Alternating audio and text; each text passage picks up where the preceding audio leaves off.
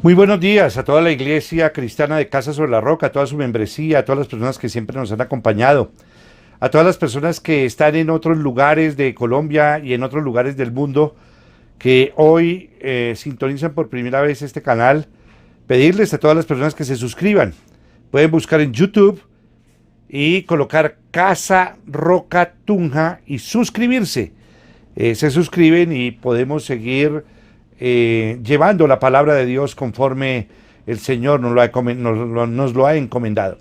Queremos también darle gracias a Dios. Dice tu palabra que le demos gracias a Dios en toda situación, aún en esta pandemia, aún en esta dificultad grande que está atravesando la humanidad. Dios nos enseña a ser agradecidos. Estén siempre alegres, oren sin cesar y denle gracias a Dios en toda situación, porque esa es tu voluntad en Cristo Jesús.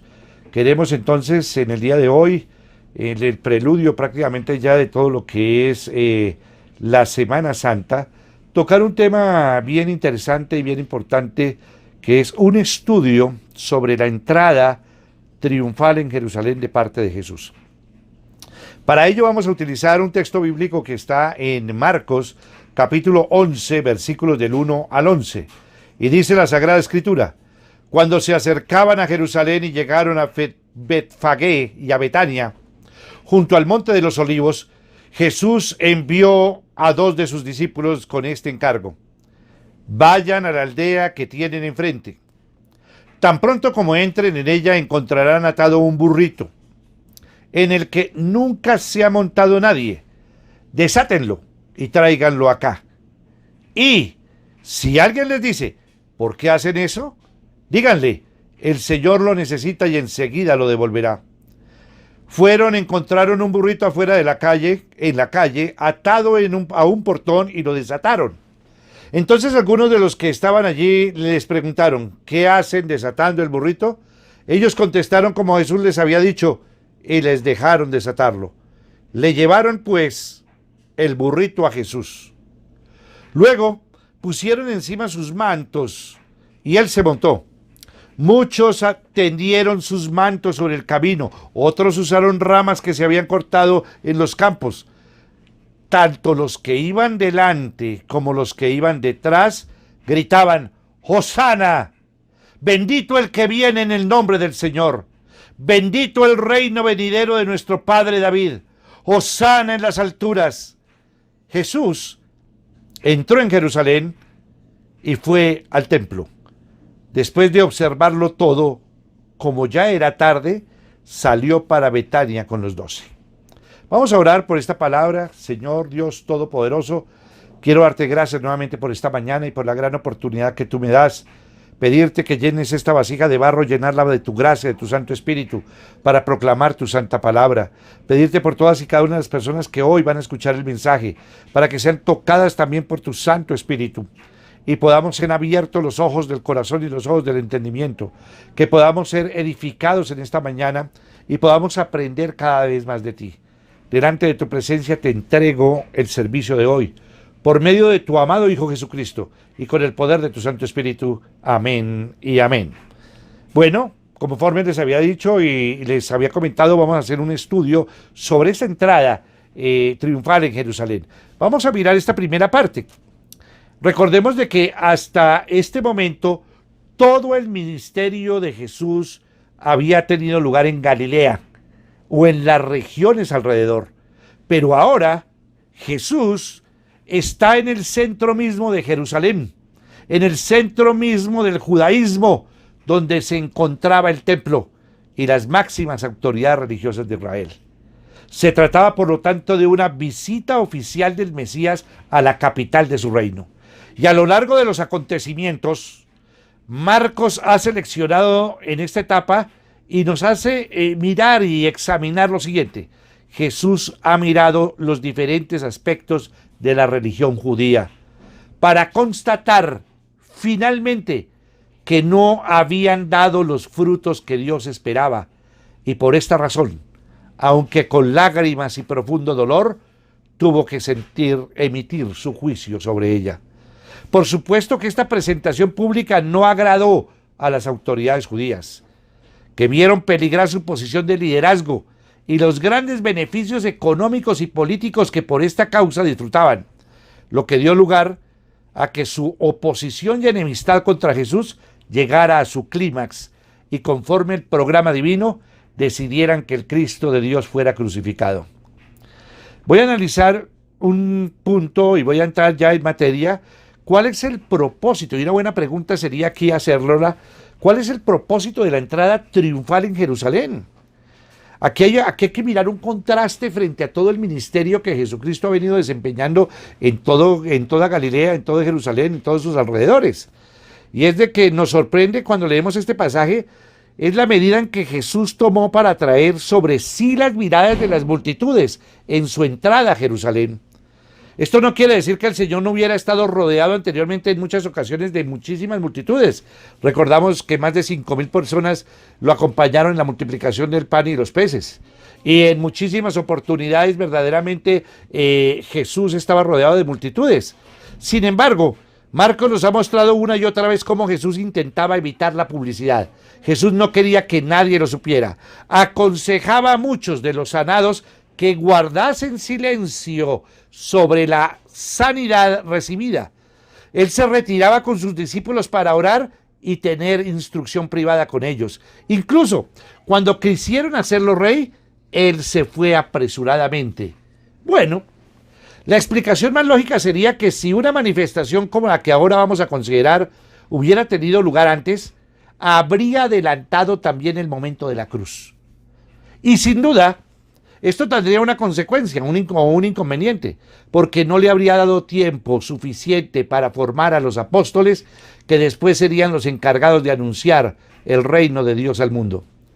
Y por otro lado, Dios en su infinita misericordia deseaba prolongar las oportunidades para el arrepentimiento de su pueblo antes de traer juicio sobre él, aunque finalmente, ante su persistente rechazo, el juicio tuvo que venir.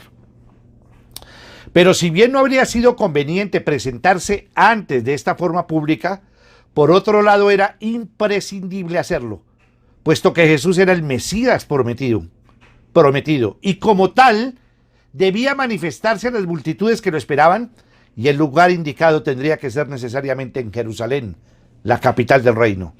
Tal como el ciego Bartimeo había reconocido que Jesús era el legítimo hijo de David, aquel a quien Dios había prometido su trono y quien sería el heredero de todas las promesas hechas a David.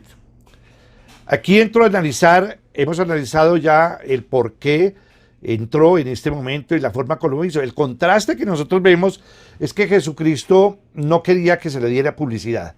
Cada vez que sanaba a un enfermo decía que se quedara callado y él se iba lo más pronto posible. Pero aquí vemos algo contrario. Jesucristo va a cambiar su posición y ya va a manifestar una publicidad grande al entrar a Jerusalén como lo hizo. ¿Cómo lo hizo? Vamos entonces a analizar otro tópico y es la cruz y el trono. Sin embargo, aunque este pasaje bíblico de Marcos nos presenta a Jesús como el rey esperado, sabemos que finalmente acabó muriendo en una cruz de forma vergonzosa. La gran pregunta, ¿por qué?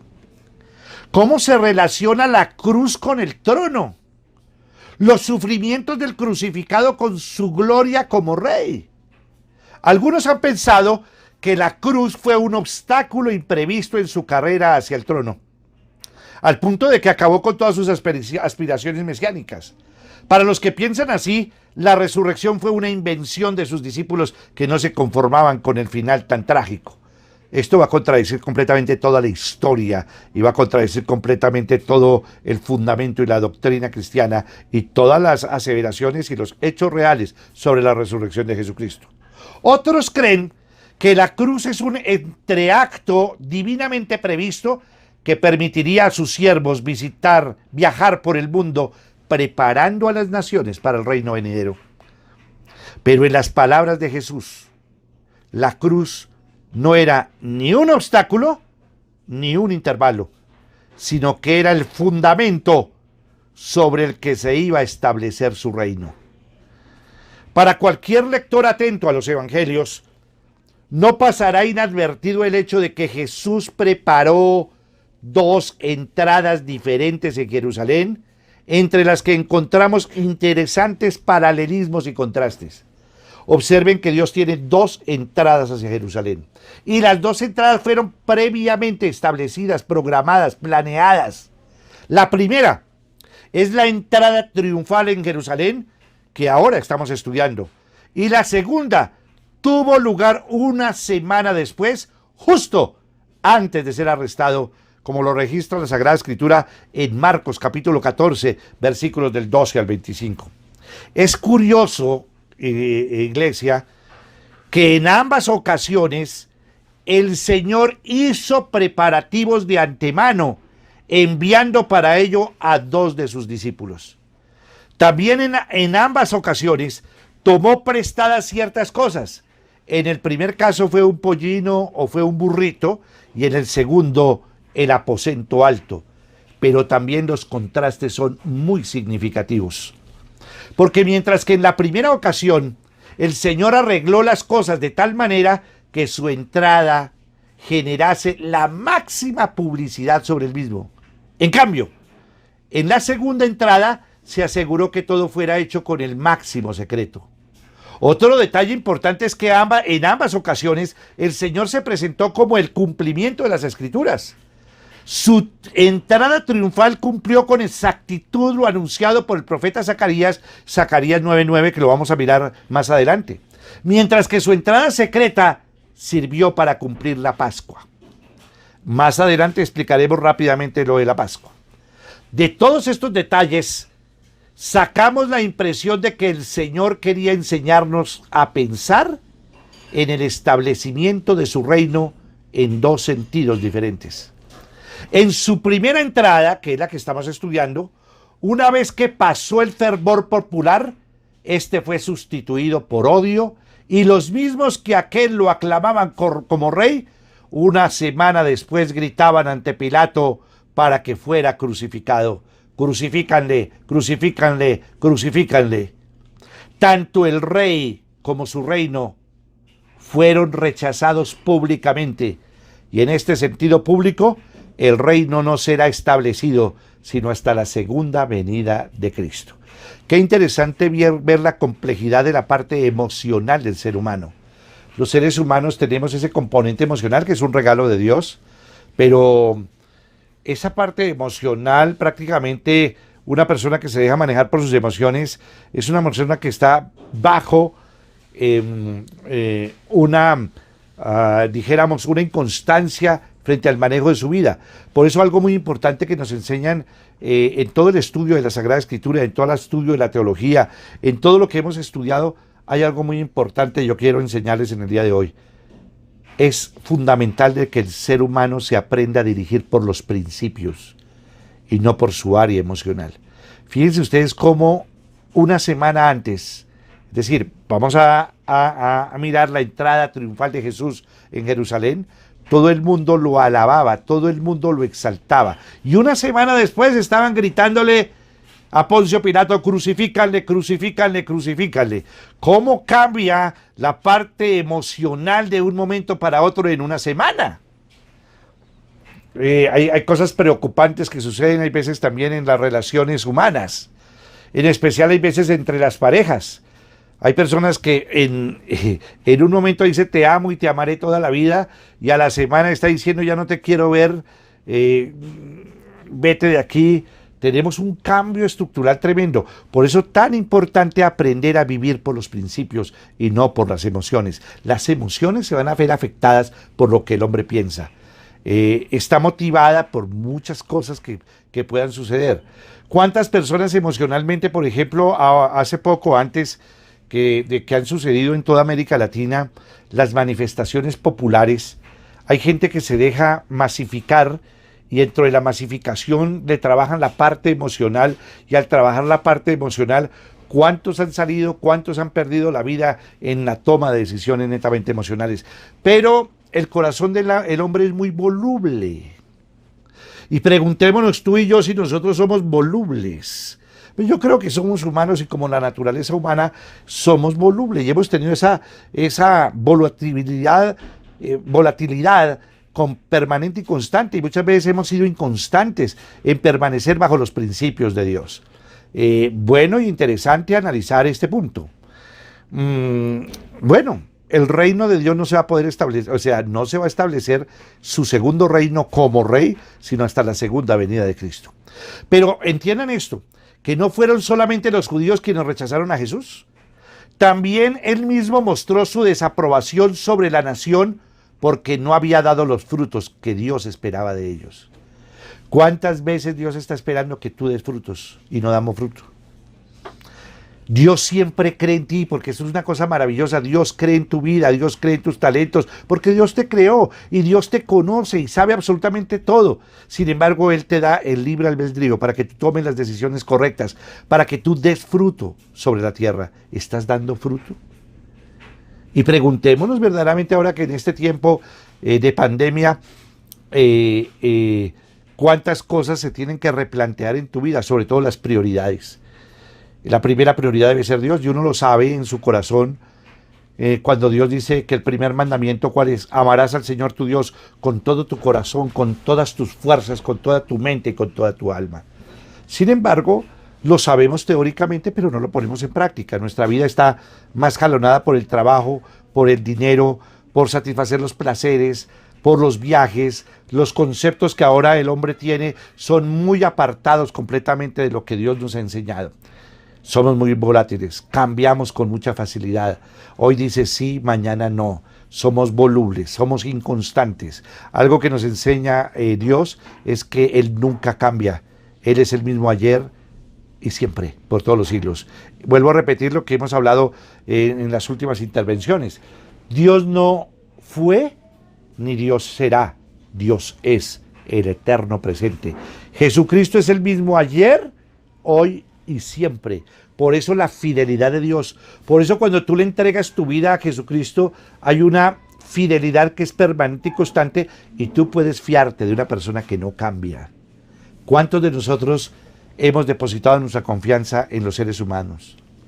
¿Cuántas personas hemos creído o han creído en determinado momento que un sistema político va a cambiar completamente su nación? El que verdaderamente puede cambiar el mundo, el que verdaderamente puede cambiar el caminar en tu vida, el darte un nuevo corazón, una nueva trayectoria, un nuevo proyecto de vida es Dios. Y es al que menos buscamos. Es al que menos buscamos. Entonces, una de las grandes preguntas es si tu vida ha estado dando frutos o no. Este fracaso ponía en evidencia la incapacidad del ser humano para cumplir con las leyes de Dios.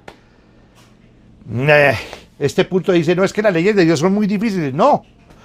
Fíjate que la palabra misma de Dios en Primera de Juan, capítulo 5, versículo 3, dice, en esto consiste el amor a Dios, en que guardemos sus mandamientos, y estos no son difíciles de cumplir. Pero el hombre ha resultado en una desobediencia, en una incredulidad, en una incompetencia, y ha resultado incapaz de cumplir con las leyes de Dios. Por esta razón, la segunda entrada, con motivo de la celebración de la Pascua, se reviste de una importancia especial. En aquella ocasión, en un momento de la cena, Jesús dijo, esto es mi sangre del pacto, que es derramada por muchos, les dijo en Marcos 14, 24. Tal vez nosotros no sepamos a qué nuevo pacto se refería Jesús y cuáles eran sus condiciones, pero los judíos sabían bien que se trataba de lo profetizado por Jeremías. En Jeremías 31, versículos del 33 al 34, que dice, este es el pacto que después de aquel tiempo haré con el pueblo de Israel, afirma el Señor. Ojo con esto. Pondré mi ley en su mente y la escribiré en su corazón. Yo seré su Dios y ellos serán mi pueblo. Ya no tendrá nadie que enseñar a su prójimo, ni dirá nadie a su hermano, ¿conoce al Señor? Porque todos, desde el más pequeño hasta el más grande, me conocerán, afirma el Señor. Yo les perdonaré su iniquidad y nunca más me acordaré de sus pecados. Hebreos 10, 16 al 17 también nos da una referencia profunda sobre este tema que estamos hablando. Allí encontramos que este nuevo pacto incluiría primero el perdón de los pecados. Este pacto va a incluir algo impresionante, el perdón de los pecados. Y segundo, también que el Señor escribiría sus leyes en los corazones de ellos. Estos son dos requisitos fundamentales para el establecimiento del reino de Dios en los corazones de los hombres: el perdón de los pecados y escribir las leyes en los corazones de ellos. Por lo tanto, podemos concluir que ante el fracaso del pueblo de Dios en aceptar a su rey y cumplir con sus leyes, por eso la palabra dice en Juan: a los suyos vino y los suyos no le recibieron, porque la humanidad prefirió las tinieblas a la luz. ¿Cuántas veces preferimos más las tinieblas a la luz? ¿Cuántas veces nuestras decisiones han sido más encaminadas hacia lo negativo, hacia lo incorrecto, hacia la mentira, hacia el engaño, hacia lo falaz y no a la verdad? Y yo creo que en este punto todos nosotros hemos fallado muchísimo en la toma de las decisiones que diariamente hacemos en nuestras vidas. Hay decisiones que están conforme a la palabra de Dios, conforme a la verdad, conforme a la luz, y hay decisiones que están guiadas por las tinieblas, en la oscuridad, en la mentira, en el engaño y en el desastre. En el desastre. Entonces, iglesia, repito, podemos concluir que ante el fracaso del pueblo de Dios en aceptar a su rey y cumplir con sus leyes, Él estableció su reino secretamente en el interior del corazón de los hombres, y que para ello fue necesario que este nuevo pacto fuera ratificado por medio de su sufrimiento, sangre y muerte en la cruz del Calvario. Desde ese momento y hasta su segunda venida, que está por venir, el reino ha de existir solo de forma espiritual en los corazones de los hombres y no de una forma pública. Una de las grandes preguntas que podemos hacernos en estos momentos es: ¿qué estaba entendiendo la multitud?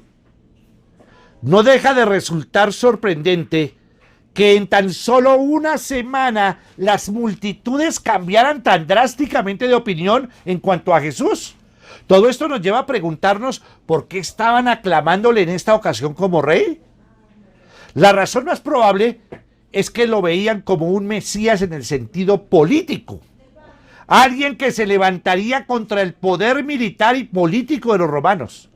Otros, tal vez, se unieron a la comitiva que venía de Betania porque habían oído el milagro de la resurrección de Lázaro y sentían curiosidad por verle.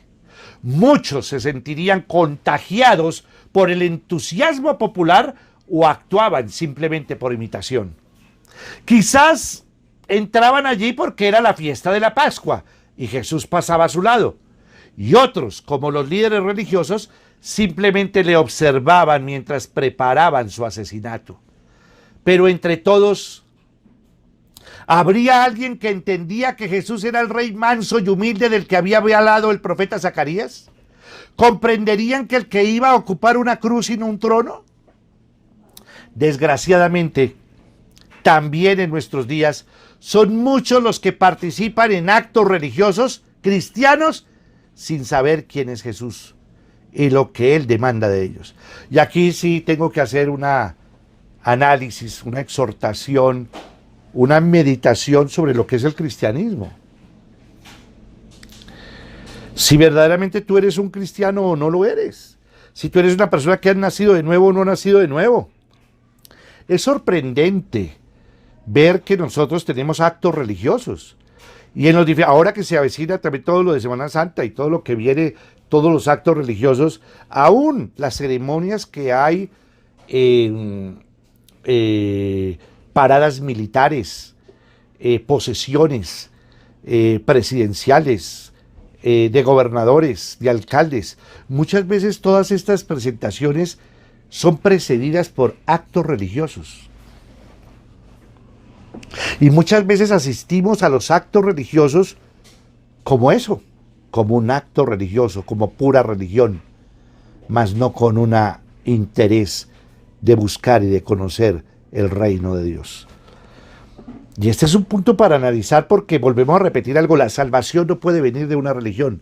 La salvación viene mediante una relación con el Padre por medio de su Hijo Jesucristo y con el poder de su Santo Espíritu. Una relación en donde verdaderamente existe un nuevo nacimiento. Y vuelvo al término y al texto bíblico que está escrito en Efesios 1:13. Mas a cuanto los que oyeron el mensaje, es decir, el Evangelio, es decir, las buenas nuevas, el mensaje es Jesucristo. El mensaje es que el único camino, la única verdad y la única vida es Jesús.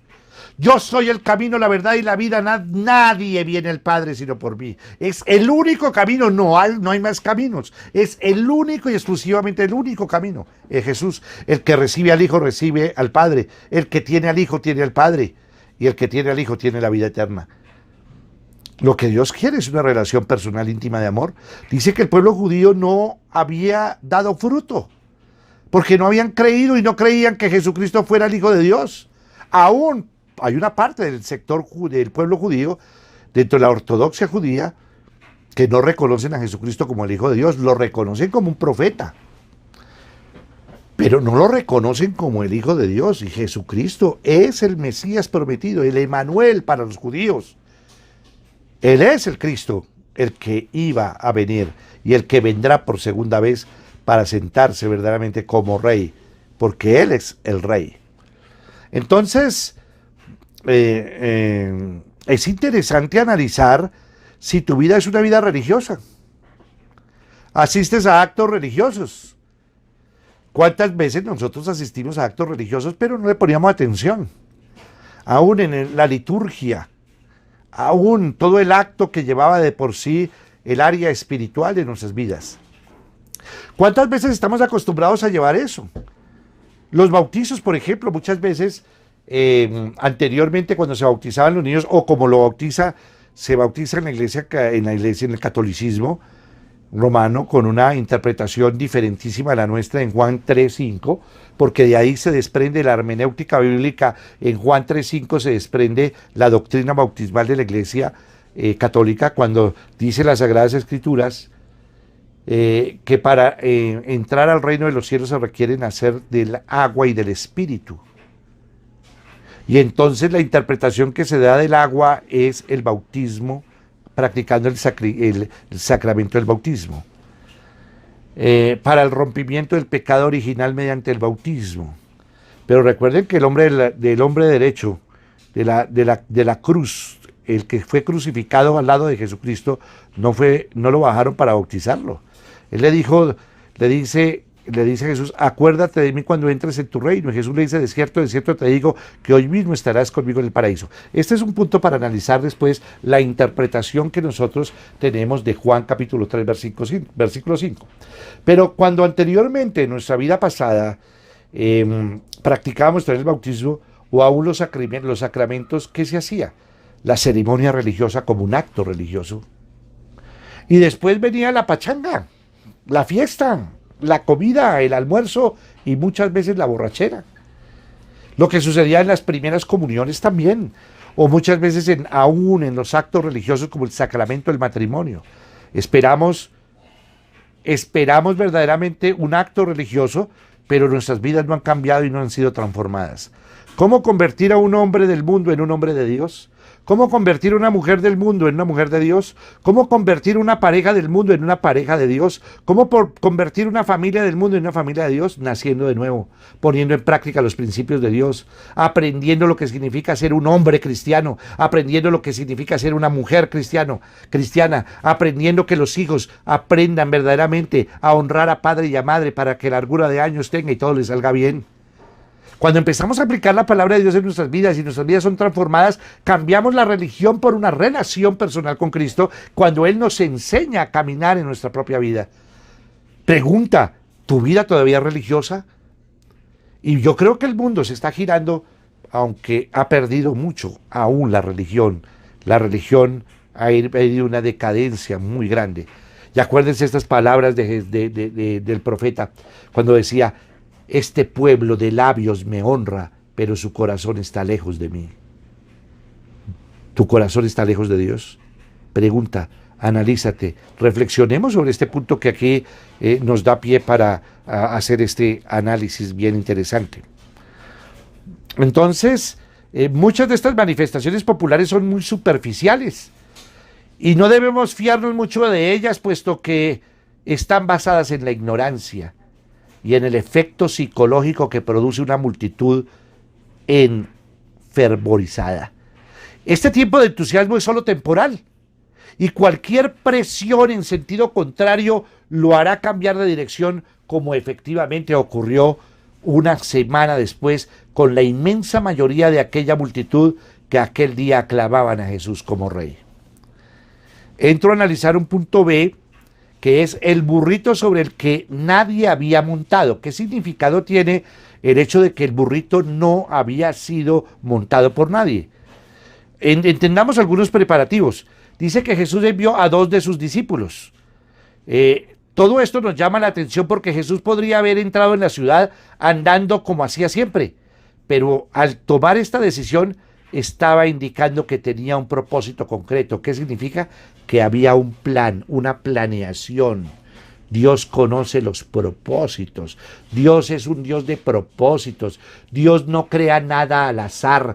Tu vida no fue creada al azar. Dios tiene un propósito con tu vida. Dios todo lo que hace en ese diseño inteligente, en ese Dios tan grande que es, porque dice que las Sagradas Escrituras también nos expresan que así como son más altos los cielos que la tierra, así son más altos los pensamientos que los nuestros. Dios tiene un plan, Dios tiene un propósito. Tu vida tiene un propósito en la tierra. Y aquí sí vamos a analizar lo que es la profecía de Zacarías. Es muy probable que ni los discípulos ni tampoco las multitudes se dieran cuenta en medio del entusiasmo generalizado de que en aquel preciso momento ellos estaban participando en el cumplimiento de lo que Zacarías había anunciado siglos antes. Zacarías 9:9 lo registra. Alégrate mucho, hija de Sión. Grita de alegría, hija de Jerusalén. Mira, tu rey viene hacia ti, justo, salvador y humilde. Viene montado en un asno, en un pollino, cría de asna. Un burrito sobre el que nadie había montado. Otro detalle que debemos prestar atención tiene que ver con ese burrito, con ese pollino que Jesús eligió para entrar montado sobre él en Jerusalén. Lo encontrarán atado a un burrito en el que nunca se ha montado nadie. Los que entienden del asunto dicen que el pollino, el burrito de asno, el pollino de asno, es un animal difícil de domesticar para ser montado. Por lo tanto, cuando el Señor lo montó y el animal se comportó de una forma dócil, esto fue evidente, una obra milagrosa de Dios que demostró el poder del Señor sobre la creación animal.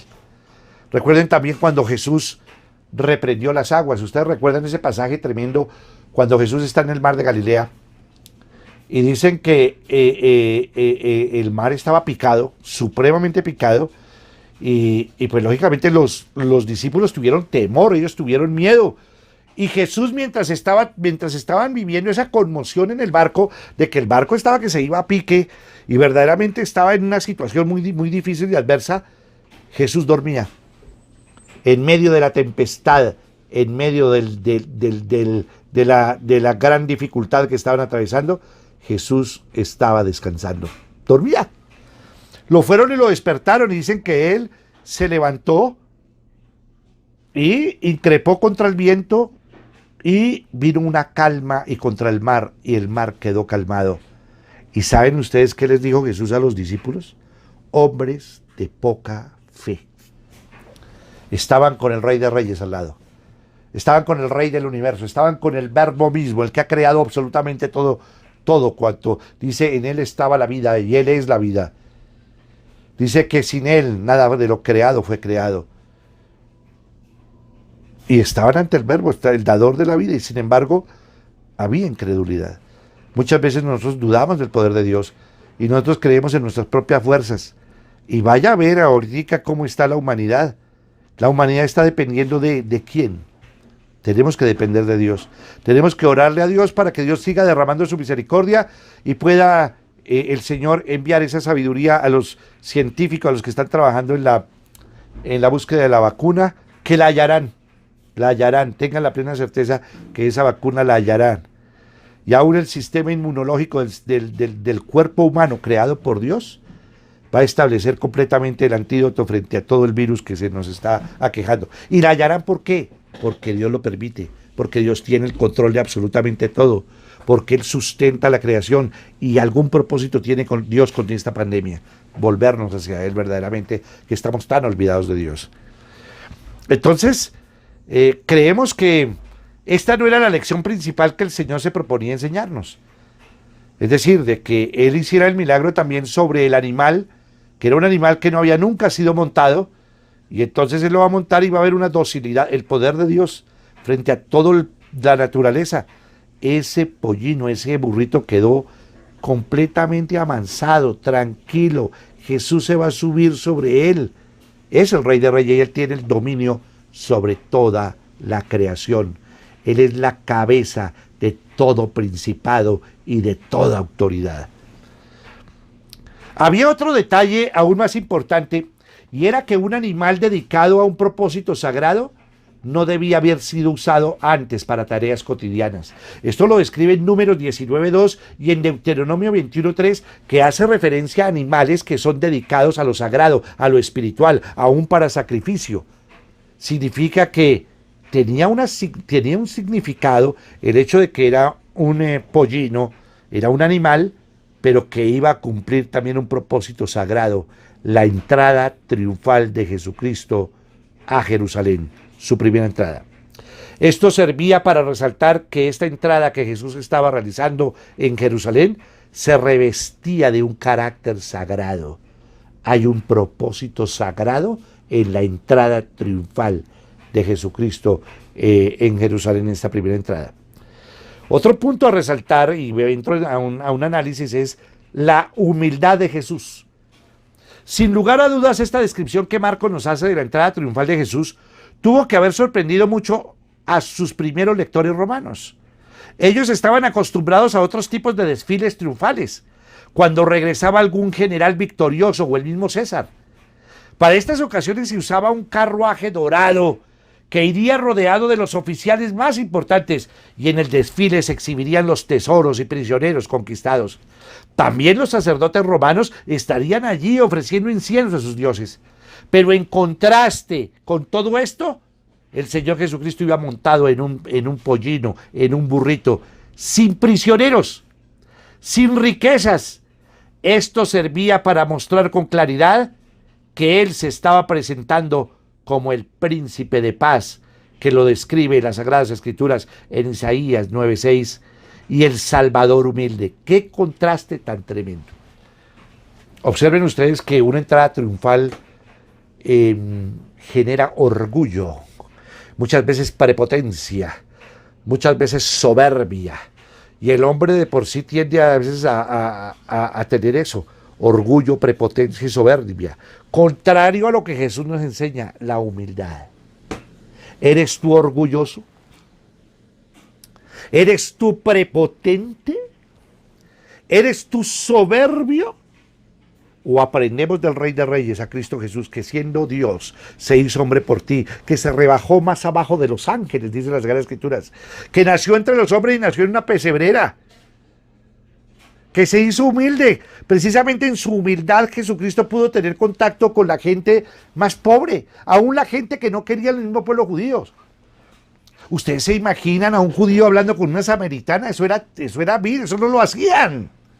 Jesús habló con la samaritana, Jesús hablaba con el recaudador de impuestos, Jesús habló con la adúltera. Aún a mí me impacta muchísimo ese encuentro y esa llegada al publicano, que era Mateo. Era una persona que era judío y le trabajaba a los romanos recolectando los impuestos. Y cuando Jesús le habla y le dice a Mateo que va a estar en su casa, hay un pasaje muy hermoso cuando Jesús va a entrar a la casa de Mateo, dice: hoy ha llegado la salvación en esta casa. Recuerden ustedes que había una serie de invitados, y dentro de los invitados estaba María Magdalena, que era la prostituta que Dios había sanado y había perdonado grandemente. Y esta María Magdalena dicen que estaba derramando un gran perfume sobre los pies de Jesús. Y los fariseos que lo vieron decía, si este fuera profeta, sabría que la mujer que le está lavando los pies es una prostituta. Significa que ellos no reconocían a Jesucristo como el Hijo de Dios, como el Rey de Reyes, aún y aún lo que creían que era profeta, lo estaban criticando. Y ellos más adelante van a ser también los artífices para exaltar a las multitudes y llevarlos a la crucifixión, igual que los fariseos. Por eso las predicaciones que hablamos y hicimos anteriormente, cuando hablamos de Juan el Bautista, cuando Juan el Bautista increpó a los fariseos y a los increpó a los fariseos y increpó a los saduceos y increpó a los escribas, cuando les dijo camada de víboras, produzcan frutos dignos de arrepentimiento, porque Juan el Bautista identificaba que ellos no se iban a bautizar con el arrepentimiento que Dios quería, sino que ellos eran farsantes y tenían otra intención cuando el pueblo judío estaba en masa yendo a bautizarse con el bautismo de Juan, que ese bautismo es del arrepentimiento. Entonces, Jesucristo es el príncipe de paz. Jesucristo es el Salvador humilde, contrario a todo lo que el mundo nos enseña de orgullo, de prepotencia, de soberbia. Jesús entra de una manera humilde. Ahora, ¿cuál será el significado de los vestidos y las ramas y las túnicas que le extendían a él en el momento en que le estaba pasando? Aunque la entrada de nuestro Señor se revestía de humildad, no por ello faltaron las muestras de aprecio por parte de las multitudes. El evangelista nos dice que algunos pusieron sus vestidos, sus túnicas en el camino por donde él pasaba, y otros cortaron ramas que también tendieron en el suelo. Todo esto sirvió como una alfombra improvisada para la cabalgadura que Jesús montaba. El detalle es interesante. Si tenemos en cuenta que para ellos el vestido era un símbolo de dignidad personal y de la posición social que tenían. Por lo tanto, con este gesto de colocar sus mantos de esta manera, estaban mostrando su respeto y homenaje hacia Jesús, que lo describe también en Segunda de Reyes 9:13. El Señor lo necesita. Y por último, un detalle realmente increíble. Cuando Jesús envió a sus 2 discípulos para buscar el pollín o el burrito, les encargó que le dijeran al dueño del animal que el Señor lo necesitaba. ¿Puede necesitar el Señor algo de los hombres? Lo cierto es que Él tiene todo cuanto necesita. Él es Dios y no depende de nadie. Sin embargo, en su humillación, se hizo dependiente incluso de sus propias criaturas. El burrito era prestado, como lo habían sido las barcas que él usó en Galilea, que eran prestadas. La casa donde él se hospedaba, pues tampoco era de él. El aposento donde se celebró la última cena con sus discípulos también fue prestada. O incluso el sepulcro donde colocaron su cuerpo también fue obsequiado y no era de Jesús. Segunda de Corintios 8:9 dice: porque ya conocéis la gracia de nuestro Señor Jesucristo, que por amor a nosotros se hizo pobre, siendo rico, para que nosotros con su pobreza fuésemos enriquecidos. Pero notemos que Él nunca usó algo para lo que no contara con el consentimiento voluntario de las personas. Y sigue siendo así. Aunque tiene el derecho legítimo a todo lo que somos y tenemos, Él siempre esperará que nosotros se lo cedamos voluntariamente y por amor. Y aquí hay un punto interesantísimo de analizar. Dios no obliga a nadie, aún teniendo el poder para hacerlo. Dios respeta el libre albedrío que le ha entregado al hombre, la libertad que le ha entregado al hombre. Y Dios quiere que verdaderamente lo busquemos, no porque Él nos lo dice o nos lo ordena, sino por amor. Porque Él nos atrae con lazos de amor, porque Él nos busca, porque Él siempre está tocando la puerta y somos nosotros, los infieles, los necios, los insensatos, que hasta esta hora y llegando a este tiempo en el siglo XXI, 2021 ya, el hombre sigue rechazando a Jesús. A los suyos vino cuando vino el pueblo de Israel y los suyos no lo recibieron porque la humanidad prefirió las tinieblas a la luz. Y la humanidad sigue enceguecida, sigue engañada y no ve la verdad. Y no vemos a Dios. Y aún en estas circunstancias, y aún en esta pandemia, aún cuando el hombre no puede encontrar la vacuna, aún cuando la gente se está muriendo por miles, Ya Estados Unidos superó en un día 1.100 y pico de muertos, superó a España en un solo día. Cuando el hombre se siente impotente, cuando no tiene la solución en sus propias manos, cuando los recursos se acaban. Los que tienen ahorita ya problemas económicos y dicen, la empresa se nos vino a pique, la empresa se nos vino al suelo, ahora ¿cómo vamos a vivir? ¿Ahora de qué viviremos? Aquí se hace preciso el aprender a depender de Dios. Miren las aves del cielo que ni siembran ni recogen, más Dios con todo su amor las alimenta. ¿Acaso vosotros o ustedes o tú y yo no somos más que las aves? Nosotros tenemos que aprender a depender de Dios y a buscarlo en todo tiempo y a aprender a esperar en Él en todo tiempo, a buscarlo de todo corazón, a tener una fe genuina en el Rey de Reyes y en el Señor de Señores. Ten la certeza que Dios nos sostiene, que Dios nos cuida, que Dios nos protege, que Dios nos provee, que Dios nos sana y que Dios nos salva. Entre muchísimas más cosas de lo que Dios ha hecho por la humanidad, por pura misericordia. Recordemos lo que hemos hablado anteriormente, que la misericordia de Dios tiene tres objetivos. Primero, que el hombre se arrepienta. Segundo, que el hombre tenga gratitud en su corazón hacia Dios. Y tercero, comenzar una nueva vida. Dios te está invitando después de esta pandemia a comenzar una nueva vida, a comenzar verdaderamente una vida no religiosa, sino una relación personal con Cristo, a vivir una auténtica fe, a creerle a Dios, creer completamente en su palabra, en sus promesas, en su verdad, a vivir conforme Él nos manda a vivir, a conocerlo, a buscarlo, a amarlo, a vivir en santidad como Dios nos manda a hacerlo.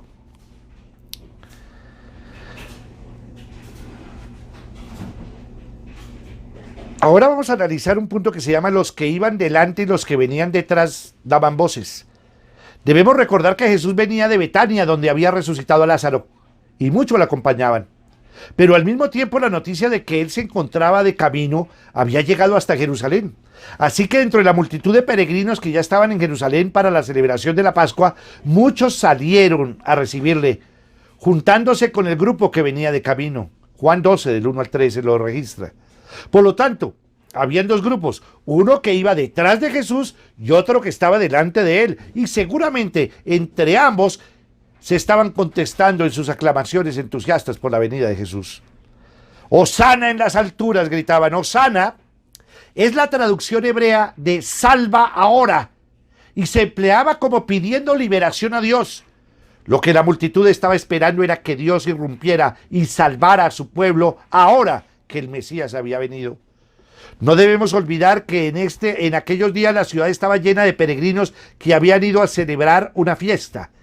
Y esa festividad que se le ha llamado la Pascua, en esta festividad se recordaba la liberación de la esclavitud de Egipto, y el pensamiento generalizado entre todos ellos era cuánto tiempo más pasaría hasta que ellos mismos fueran liberados de la opresión extranjera, en este caso romana, en donde se encontraban en ese momento.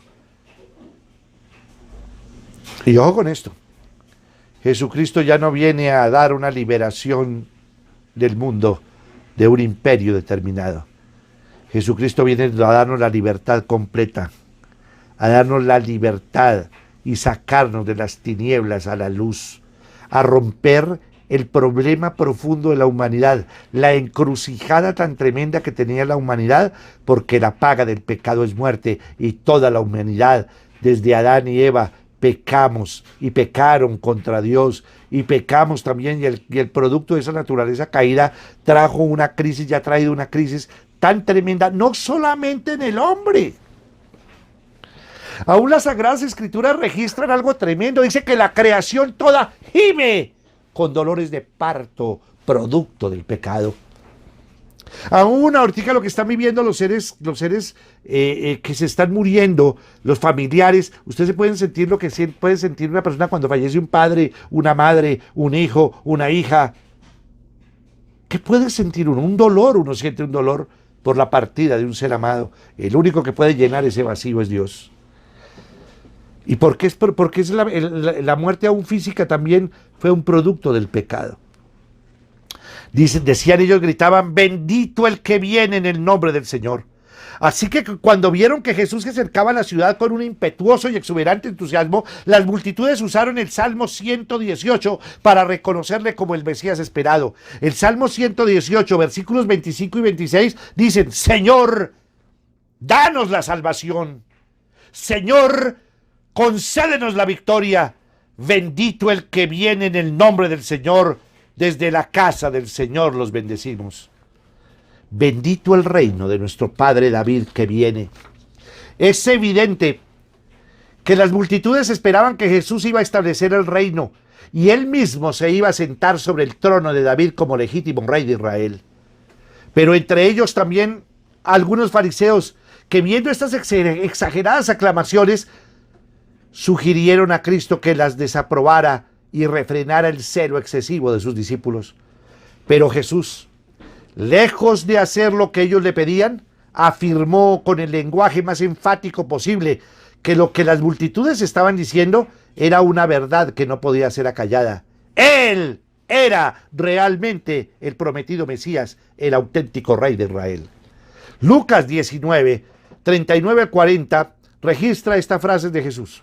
Algunos de los fariseos que estaban entre la gente le reclamaron a Jesús, Maestro, reprende a tus discípulos. Pero él les respondió, les aseguro que si ellos se callan, gritarán las piedras. Ahora entra Jesús en Jerusalén y en el templo. Cuando Jesús llegó a Jerusalén, su viaje no concluyó en el palacio, sino su viaje concluyó en el templo. ¿Por qué razón? Primeramente porque esa era su casa y el lugar de su trono. Así había sido siempre en la historia de Israel desde los días en que había salido de Egipto, y Dios mismo moraba entre ellos en el tabernáculo y luego en el templo. Pero al mismo tiempo se trataba de una visita oficial al mismo corazón de la nación, con la finalidad de llevar a cabo una inspección de su estado espiritual. Y también sirvió para cumplir parcialmente la profecía de Malaquías, en Malaquías 3:1, que dice, y vendrá súbitamente a su templo el Señor a quien ustedes buscan. Dice que aquí, como ya anochecía, se fue a Betania con los 12, pero después de haber mirado alrededor todas las cosas, aunque se suponía que esa era su casa, lo que vio no le permitía encontrarse cómodo allí, y se fue. ¿Qué fue lo que vio que tanto le desagradó? Bueno, si seguimos leyendo, veremos que cuando al día siguiente regresó, Jesucristo volcó las mesas de los cambistas y las sillas de los que vendían palomas y dijo en Marcos 11, versículos del 15 al 19, y hace una aseveración, pero hay una palabra que quiero resaltar de todos esos versículos. Mi casa será llamada casa de oración para todas las naciones, mas ustedes la han hecho cueva de ladrones. El Señor mismo había venido a inspeccionar su casa y lo que encontró es que sus ceremonias religiosas estaban totalmente carentes de significado, puesto que lo único que le movía era el dinero y las ansias de poder. Recuerden el negocio que habían montado los fariseos allí, y aún todos los sacerdotes. Aún el ofrecimiento de todos los holocaustos, allí se vendían toda clase de animales. Y encontró el Señor que verdaderamente no era una casa de oración, el templo del Señor. Y él volcó los cambistas. Miran el estado tan deplorable en que estaba el pueblo de Israel. Y miren el estado tan decadente que nos encontramos en esa época. Miren Europa cómo se encuentra tan alejada de Dios, olvidada completamente de Dios. Miren los mismos Estados Unidos. A mí me impacta mucho cuando yo estoy estudiando a Spurgeon, cuando estoy leyendo las biografías de Livingstone, cuando leo las biografías de Taylor, cuando uno lee a Martín Lutero en Alemania, cuando uno lee a Calvino en Zwinglio en Suiza, cuando uno estudia completamente todos los antecesores de la fe y los grandes misioneros que vinieron a Norteamérica y que verdaderamente llevaron la palabra de Dios tanto al África, tanto a China y a todos los lugares del mundo. ¡Qué decadencia moral, qué decadencia espiritual tan grande que tiene Europa! ¡Qué decadencia grande que también hay en nuestro territorio aún latinoamericano! Porque el hombre está alejado de Dios, porque estamos llevando unas vidas que no son conforme a lo que Dios quiere que llevemos. ¿Cuántos divorcios, cuántos asesinatos, cuánta perversión sexual, cuántas cosas estamos viendo que a lo malo le llaman bueno y a lo bueno le llaman malo? ¿Cómo está la humanidad? Y todavía que pensamos, ¿qué es lo que está pasando? Hay un llamado de parte de Dios ahora. Tenemos que analizar todas las circunstancias y todos los hechos que nos están acaeciendo. Tenemos que mirarlos desde la óptica espiritual. Y Dios tiene un propósito. Yo creo que enfáticamente que Dios nos está haciendo un llamado al hombre actual y dándonos, derramando sobre nosotros misericordia para que nos arrepintamos, para que le demos gracias a Dios y para comenzar una nueva vida. Dice que los ladrones habían ocupado el mismo templo de Dios y que no aceptaban al legítimo rey. Sin darse cuenta, ellos cumplieron con toda exactitud lo que dice el Salmo 118, versículo 22. La piedra que desecharon los edificadores ha venido a ser cabeza del ángulo. Jesús veía las terribles consecuencias que su actitud tendría sobre todos ellos y se lamentó desde lo profundo de su corazón. Lucas 19, 41 al 44. Cuando se acercaba a Jerusalén, Jesús vio la ciudad y lloró por ella. Dijo: ¿cómo quisiera que hoy supieras lo que te puede traer paz? Pero eso ahora está oculto a tus ojos. Te sobrevendrán días en que tus enemigos levantarán un muro y te rodearán y te encerrarán por todos lados. Te derribarán a ti y a tus hijos dentro de tus murallas. No dejarán ni una piedra sobre otra, porque no reconociste el tiempo en que Dios vino a salvarte. No había lugar para él en Jerusalén, salvo la noche de su arresto y el juicio. No pasó ni una noche en ella. En cambio, se encontraba cómodo en la acogedora casa de María, Marta y Lázaro de Betania. Así que se fue allí con los 12. Para terminar este estudio, debemos tener presente siempre en nuestras mentes y corazones que en cualquier momento el rey va a regresar y comenzará por inspeccionar a los que somos su pueblo para ver si hemos dado el fruto esperado. ¿Estás produciendo fruto? Hoy es tiempo de arrepentimiento. Hoy es tiempo de gratitud ante Dios y hoy es tiempo de comenzar una vida nueva. Inclinemos nuestros rostros, vamos a orar. Padre, mi Señor Jesucristo, quiero darte gracias por el estudio que hoy tú nos has permitido hacer, por observar, Padre bendito del cielo, las 2 entradas que hace Jesús en este momento, la entrada a Jerusalén, el significado profundo y sagrado que tiene. Señor, ¿cuántas veces tú nos has dicho que le dice al pueblo de Israel? ¿Cuántas veces quise cobijarte como una gallina cobija sus polluelos y tú no quisiste? ¿Cuántas veces Dios te ha buscado a tu corazón? Cuando Dios nos ha hablado a nuestro corazón, cuando Él ha tocado la puerta a través de aún de personas muy humildes, a través de las circunstancias, a través de los pastores, a través de la iglesia, y no hemos querido aceptar. Hoy dice la Sagrada Escritura que nos doblamos como un junco y pedimos tu ayuda. Y yo, Señor, Padre bendito del cielo, en este momento quiero recordar lo que dice el Salmo 121. Cuando tú me enseñas en las Sagradas Escrituras de dónde vendrá mi ayuda, de dónde vendrá mi socorro. Mi ayuda y mi socorro vienen del Señor, creador del cielo y la tierra. Señor, derrama misericordia sobre el mundo.